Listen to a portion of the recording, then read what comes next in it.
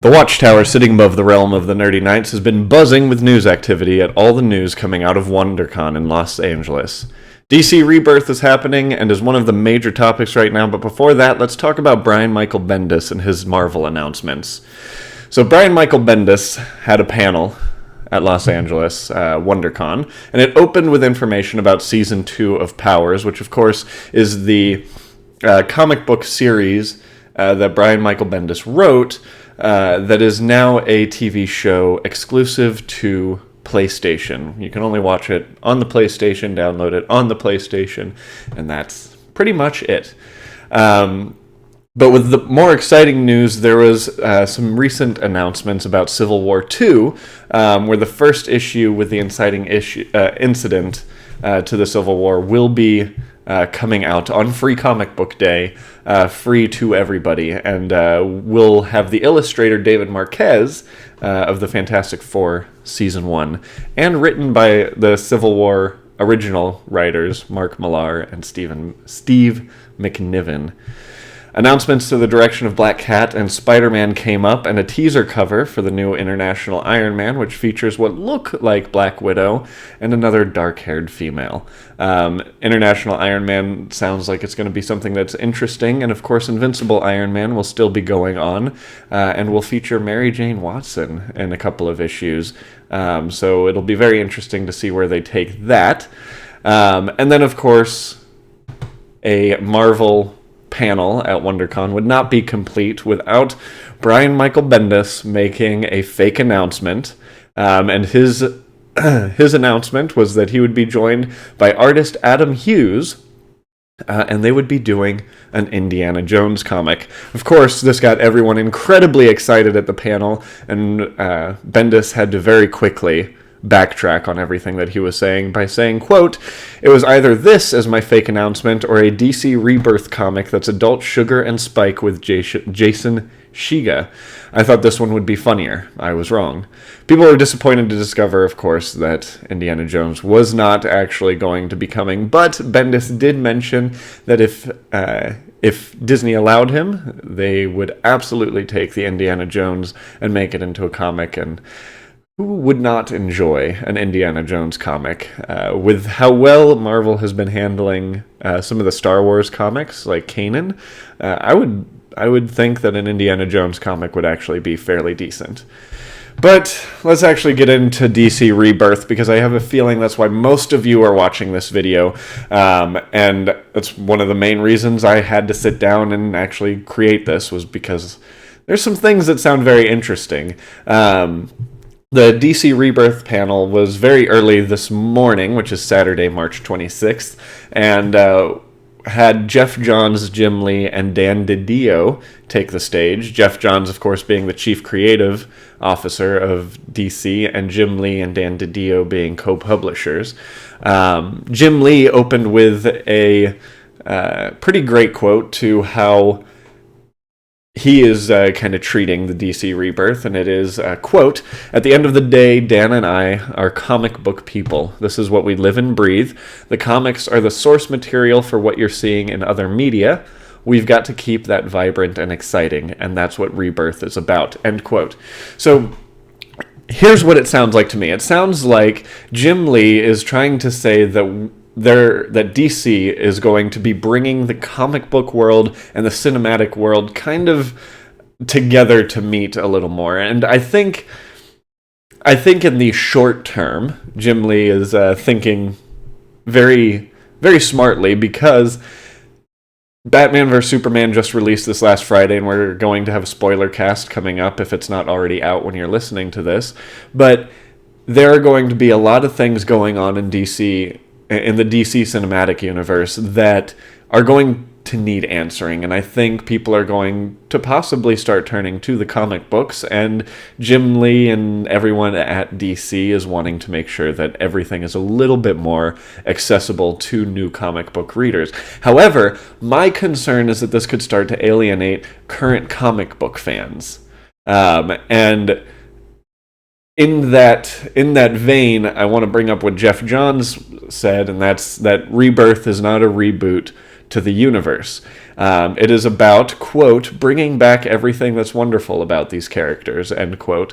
So the way I'm kind of seeing this is it could be an answer to how poorly received the New 52 was at its inception. Even though there were some great things that happened in the New 52, it did restart the DC universe. Thank you, Flash, by the way. And Rebirth sounds more like a good point for people to jump on. It's starting the numbering over with a lot of books, but it's not starting the story over. So you're still going to be seeing a lot of the same story arcs that you've been seeing now. They're just going to be tailored and more accessible to the people who want to see a more true to the movie and TV show versions of these characters. So I think it's going to be very interesting to see the Ben Affleck Batman in comic book form, but I don't know how I'm going to feel about seeing the Grant Gustin Flash in a comic book when we're getting so used to seeing the adult version of the Flash and all that sort of stuff. Even though Flash right now is kind of at a point where there's the whole Speed Force incident, so it sounds like Flash is going to be training just a bunch of younger Flashes, which kind of sounds interesting, but not in the same kind of way that I would like to be sitting down and reading a Flash book. Especially when I read Flash, I want to read Flash. It's one of the main reasons why I never got into Green Lantern. It's because, yeah, you can read Hal Jordan Green Lantern, you can read Kyle Rayner, you can read John Stewart, you can read Guy Gardner, or you can read the Green Lantern Corps, and of course that's just everyone kind of thrown into a mix, and it just is not my cup of tea, especially since they're all Green Lanterns. There's not that much different about them. So Rebirth is not a reboot. And Dan DiDio says, quote, why Rebirth? Why now? Sometimes what happens, and you can feel it now, you lose your way a little bit. The hope is to show our recommitment to you, the fans. And I think this goes back to my saying that this is their answer to their kind of failure to launch with New 52. But my question for you guys, the people watching, is this actually going to be better? Do you see DC and this Rebirth actually kind of bringing back DC and making them as powerful as Marvel? Because right now, DC is playing a lot of catch-up with Marvel, especially when it comes to their cinematic universe. But when it comes to the comic books, the comics in Marvel have just been incredibly accessible. It's been what people are looking for. I mean, they're doing Star Wars comics. They're doing their regular Marvel superheroes that coincide with the Marvel Cinematic Universe. And there's just a lot more to kind of go off of. And I'm concerned that DC is just trying to do too much too fast in the way of Marvel and try to get themselves on the same track. But, you know, what's exciting is there's the announcement of the first, the Rebirth comic. Rebirth is going to be an 80-page book that is going to be written by Jeff Johns and illustrated by a lot of high-profile comic book artists like Gary Frank, Ivan Reis, Phil Jimenez, and Ethan Van Sciver, who is the only one on this list that I really don't recognize the name of. But it's going to be very interesting to see, and it comes out on May 25th. So I'm going to tell you right now, I feel like this 80-page Rebirth one-shot that Jeff Johns is doing is going to be one that I'm going to have to buy in the hardcover, you know, the paper in my physical hand copy, not just digital, just in case, for whatever reason, this is the best relaunch of the DC universe ever. And of course, teasing Rebirth, Jeff Johns had to say there might be the death of a character, and there might be the biggest secret in the DC universe ever. And he punctuated that by adding another "ever" to the end of that statement. Of course, if they're going to mention the death of a character, you have to imagine that it's going to be a fairly big character. And I have to say, my money is on Superman. Because, it's Superman. He can die and then come back, and no one would really care. But what I'm more interested in is there might be the biggest secret in the DC universe ever.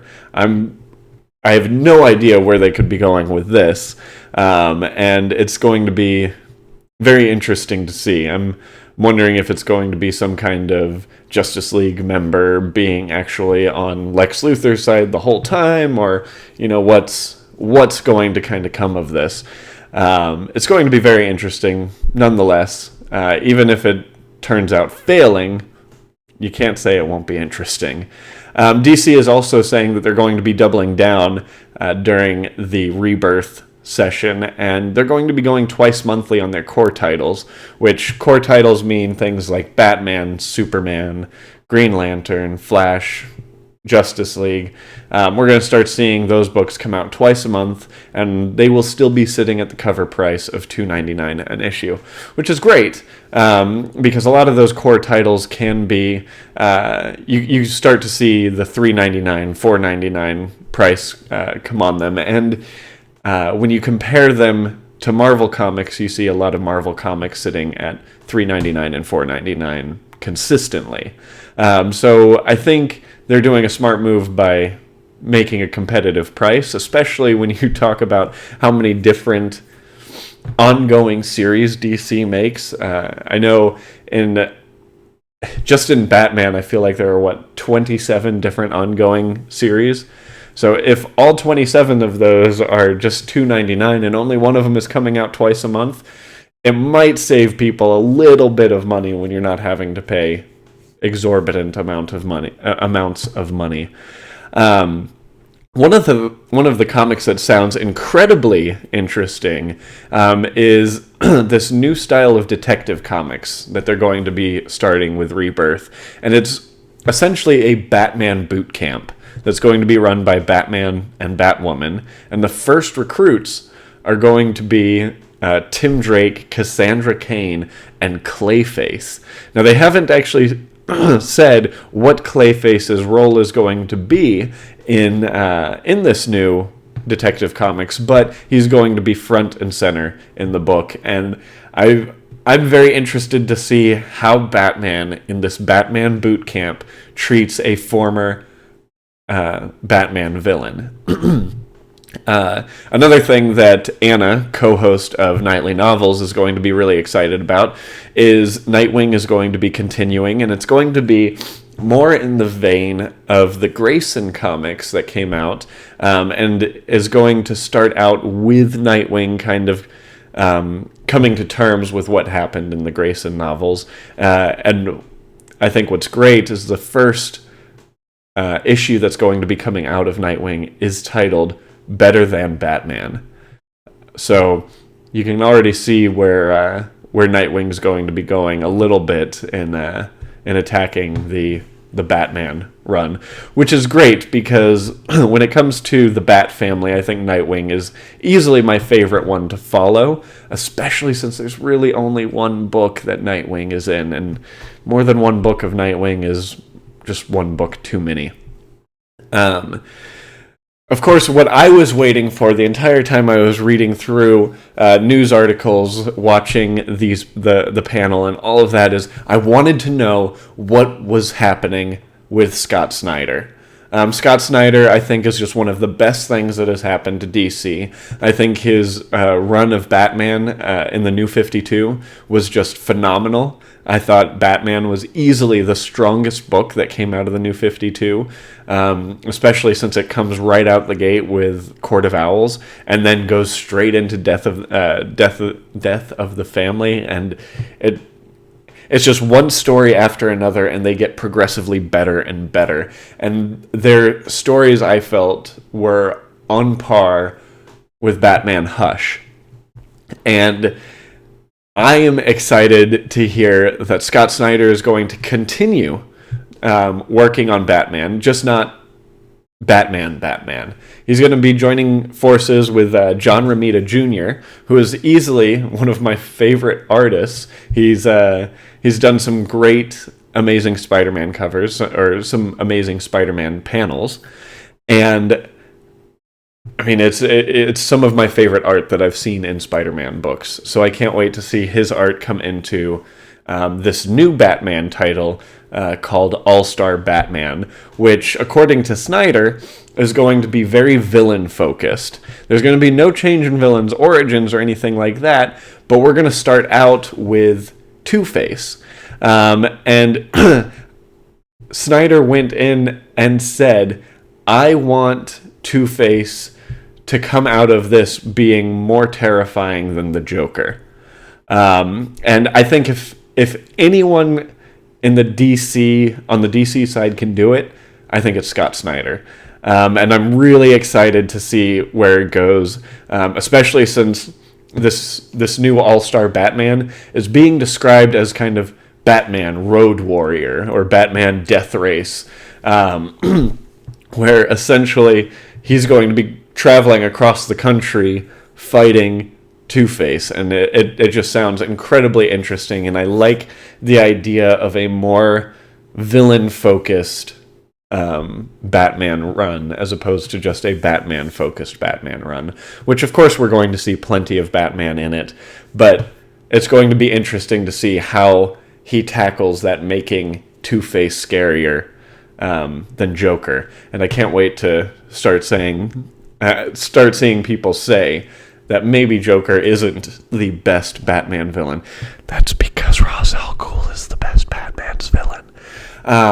But anyways, the other big announcement that they made in regards to Scott Snyder is that Scott Snyder is now under an exclusive contract with DC. There's not a whole lot of details on this contract, but it was a very smart move, I think, on DC's part because of how strong Scott Snyder is in the DC world. He turned Batman into his own thing, and he did a fantastic job at it.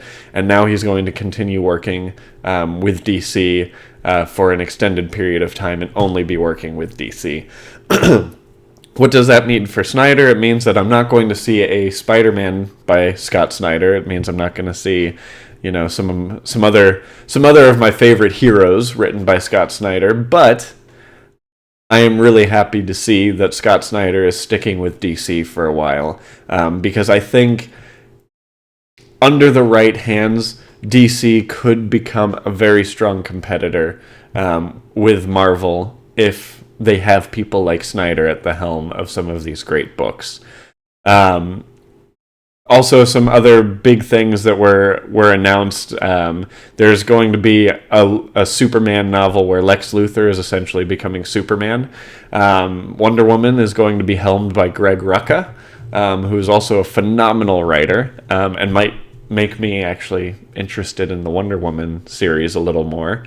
They're going to be more contemporary stories of Wonder Woman and feature alternate timelines, including Wonder Woman Year One, to kind of bring the more mythic history to it.